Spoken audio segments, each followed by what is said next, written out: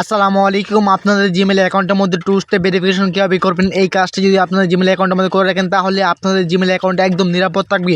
এই কাজটি কীভাবে করবেন আজকে আমি এই ভিডিওতে সম্পূর্ণ প্রসেস দেখাবো। চলুন তাহলে আজকে এই ভিডিওটি শুরু করা যাক। আপনারা প্রথম চলে আসবেন আপনাদের ফোনের জিমেল অ্যাপসের মধ্যে। আমি জিমেল অ্যাপসের মধ্যে আসলাম। আসার পরে আপনারা জিমেল আইকনে ক্লিক করবেন।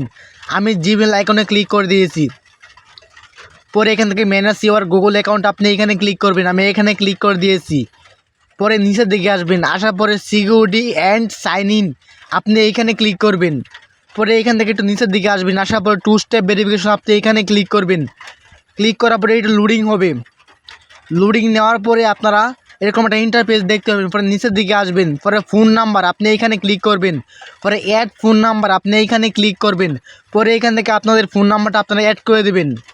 পরে নেক্সট আইকনে ক্লিক করবেন। পরে সেভ আইকনে ক্লিক করবেন। পরে এখান থেকে টার্ন টু স্টেপ ভেরিফিকেশন আপনি এখানে টার্ন অন আপনি এখানে ক্লিক করে দিবেন। ক্লিক করার সাথে সাথেই আপনারা এরকম একটা ইন্টারফেস দেখতে পাবেন। পরে এখানে turn on two step verification আপনি এইখানে ক্লিক করবেন। আমি এখানে ক্লিক করতেছি। আমি এইখানে ক্লিক করে দিলাম। দেওয়ার সাথে সাথে এরকম একটা ইন্টারফেস দেখতে পারবেন। আর ডান আইকনে ক্লিক করবেন। তাহলে আপনাদের টু স্টেপ ভেরিফিকেশন অন হয়ে যাবে। আমি একটু দেখাইতেছি রিফ্রেশ করে। এই দেখতে পাচ্ছেন two step verification on since 12টা 27 PM আমাদের টু স্টেপ ভেরিফিকেশন চালু হয়ে গেছে। এইভাবে খুব সহজে আপনার হাতে যে ফোনটা রয়েছে এই ফোনটা দিয়ে আপনাদের জিমেল অ্যাকাউন্টের মধ্যে টু স্টেপ ভেরিফিকেশন চালু করতে পারবেন। এই ছিল কাজ আজকে আমাদের ভিডিওটা। আশা করি আপনাদের ভিডিওটা অনেক হেল্পফুল হয়েছে।